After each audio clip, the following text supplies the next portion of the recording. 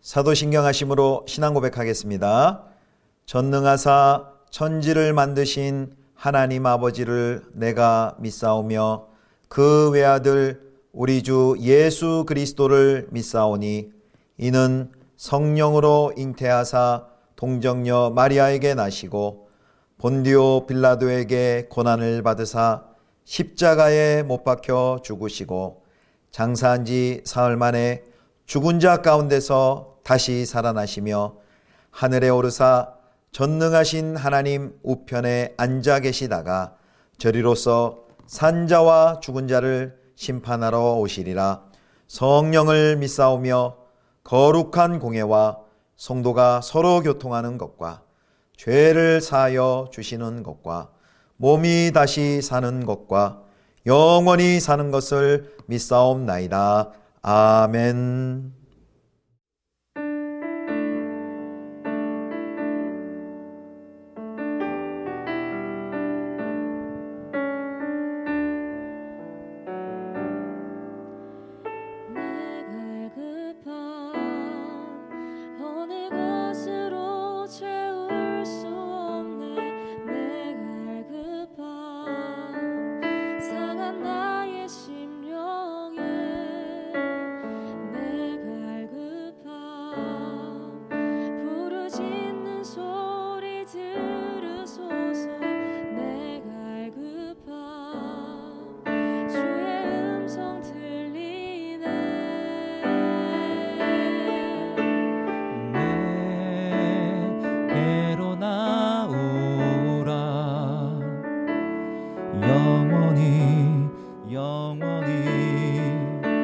목마른 전혀 없으리. 내게로 나오라. 가까이 생수의 근원 대신 주께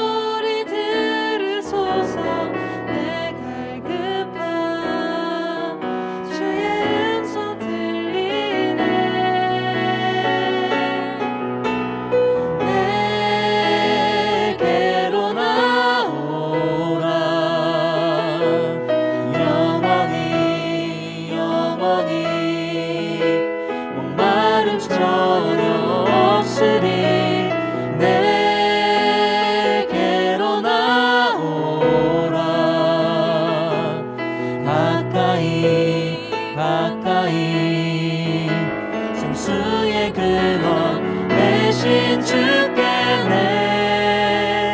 내게로 나오라. 영원히 목마름 전혀 없으리. 내게로 나오라. 가까이 생수의 근원 대신 주께.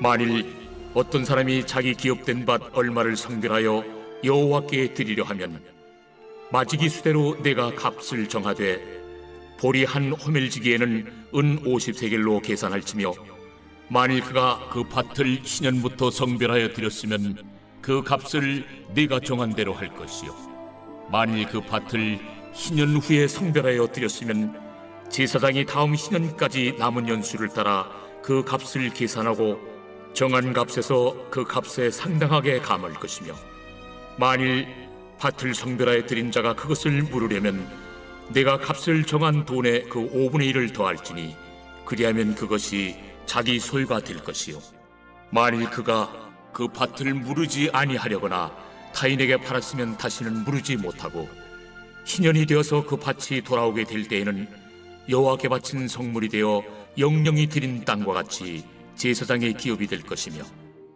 만일 사람에게 샀고 자기 기업이 아닌 밭을 여호와께 성별하여 드렸으면 너는 값을 정하고 제사장은 그를 위하여 희년까지 계산하고 그는 내가 값을 정한 돈을 그날에 여호와께 드려 성물로 삼을지며, 그가 판 밭은 희년에 그 판 사람 곧 그 땅의 원주인에게로 되돌아갈지니라.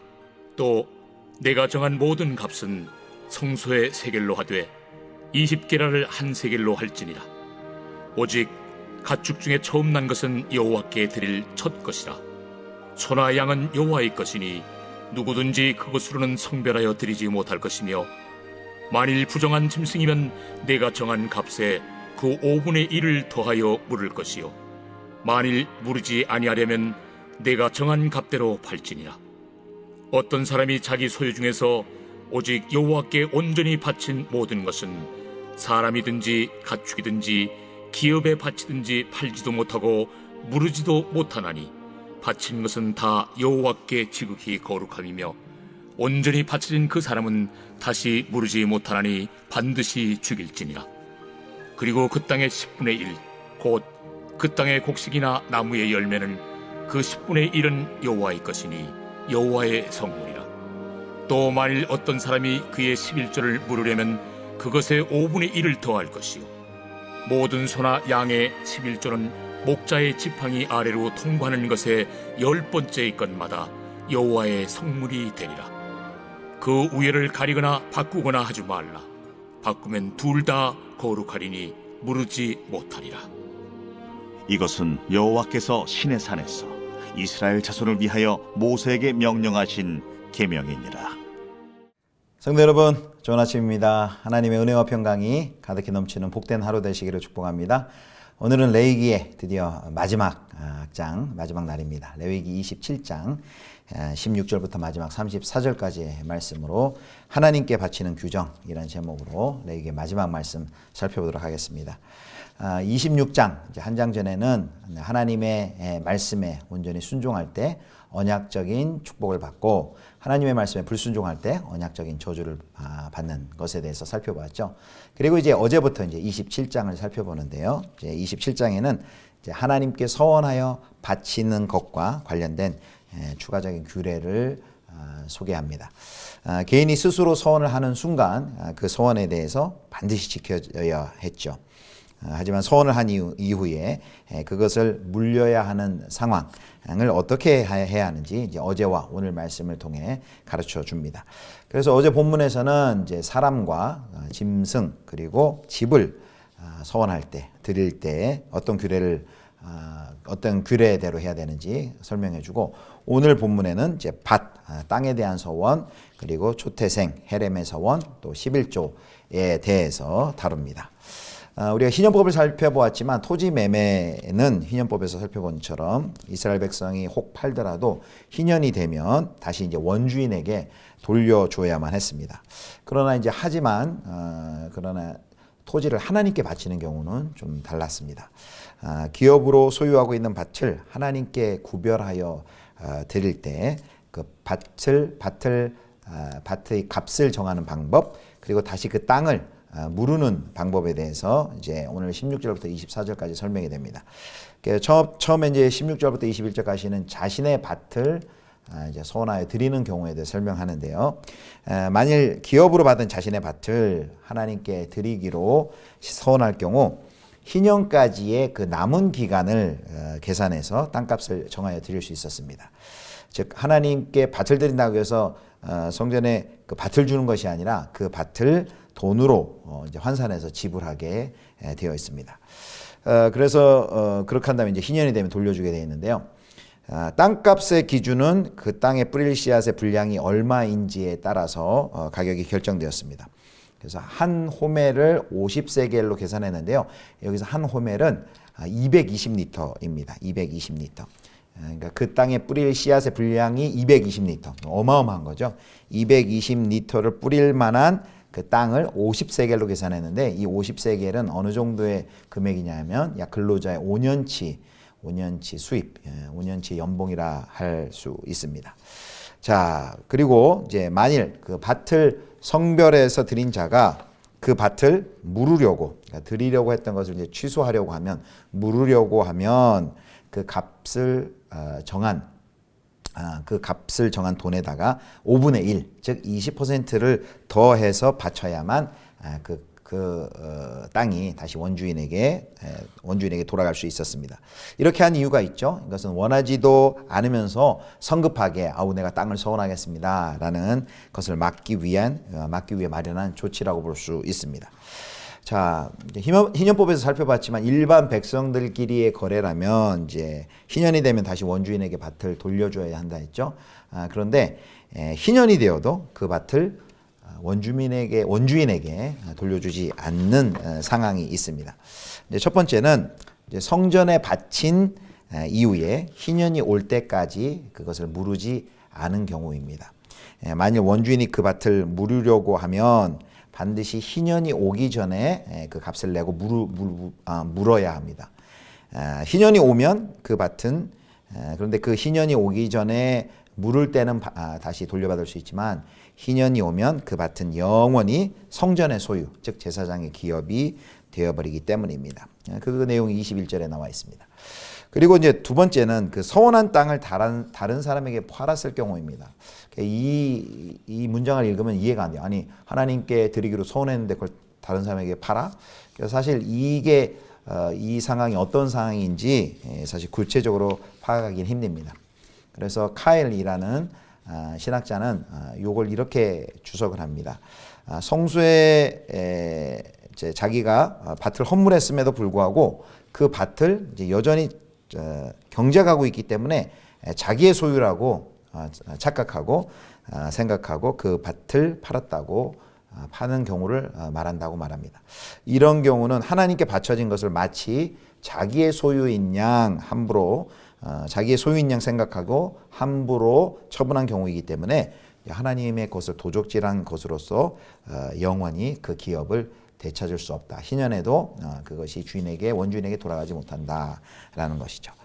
자, 그 다음에는 이제 22절부터 24절에는 이제 타인의 밭을 이제 하나님께 서원하여 드리는 경우입니다. 22절부터 24절. 다른 사람에게 땅을 산 다음에 그것을 하나님께 드리기로 서원했다면 이제 희년까지의 남은 횟수를 계산해서 땅값을 정해서 그것을 성소에 지불하면 됩니다. 그리고 희년에는 그 땅은 다시 또 원주인에게 돌려주었습니다.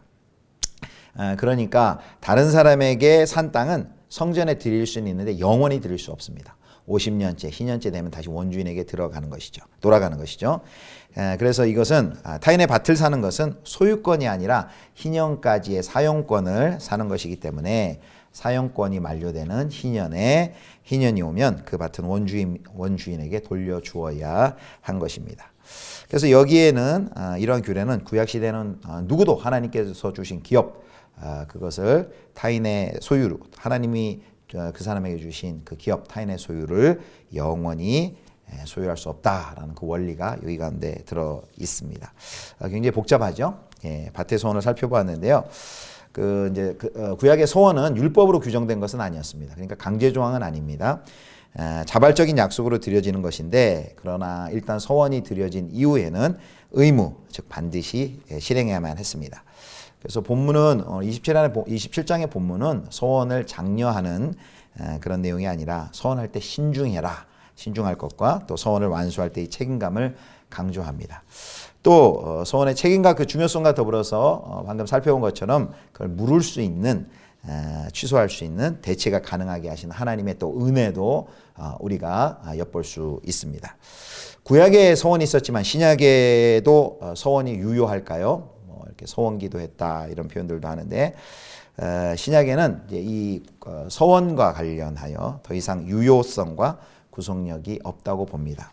하지만 성도는 세상에서 또 세상의 일 또 하나님의 일을 하면서 이제 많은 말과 약속을 또 다짐을 하면서 살게 되죠. 입으로 우리가 말할 때 약속할 때 그것에 대한 책임과 의무가 생깁니다. 심지어 그걸 지키지 않을 때 또 불이익이 따를 수도 있고요. 그래서 우리가 이 서원의 본문을 살펴보면서 우리가 믿음 생활, 신앙 생활, 성도가 살아가면서 우리는 얼마나 말과 그리고 행동에 신실한가를 우리가 되돌아 볼 필요가 있습니다. 우리는 공수표를 말과 행동으로 공수표를 남발하고 있는 것은 아닌가. 약속은 했는데 사람에게도 마찬가지고요. 하나님에게도 마찬가지고. 약속을 했는데 그것을 신실히 지키지 않는다면 문제겠죠.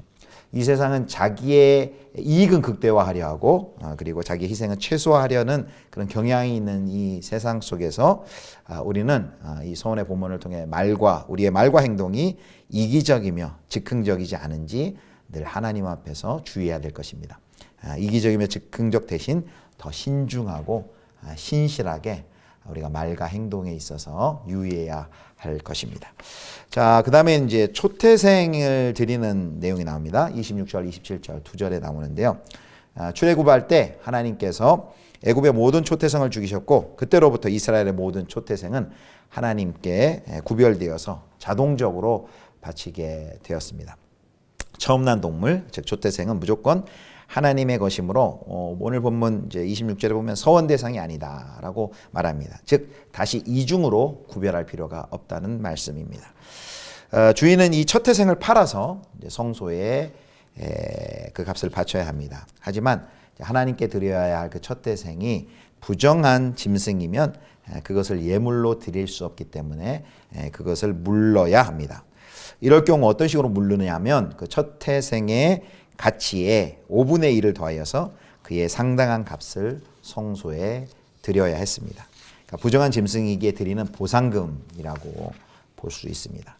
또 팔 때에는 이익을 남겨 파는 것이 아니라 제사장이 정한 가격, 정가대로 팔아야 했고요. 그리고 그 값은 성소에 바치면 되었습니다.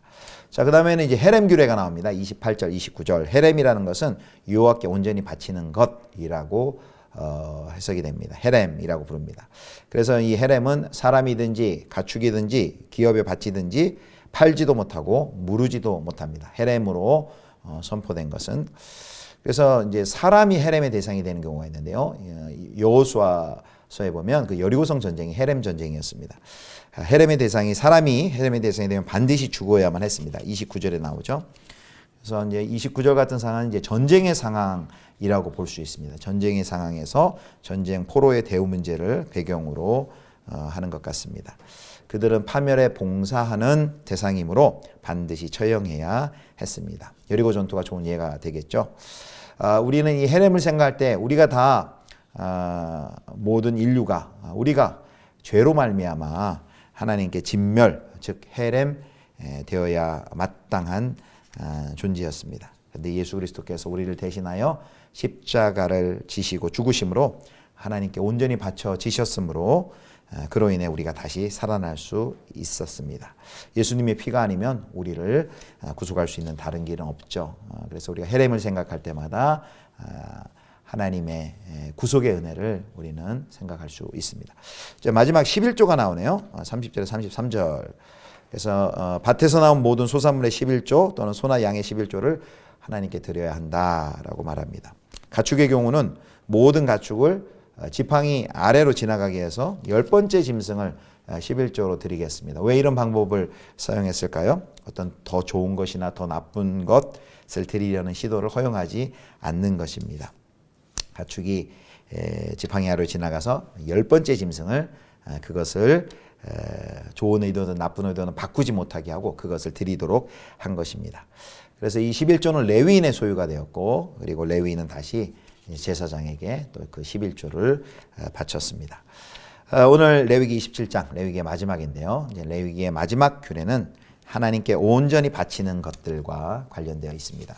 신약시대에 이르러 하나님께 온전히 바쳐진 것은 어떤 특정한 물건이나 밭이 아닙니다.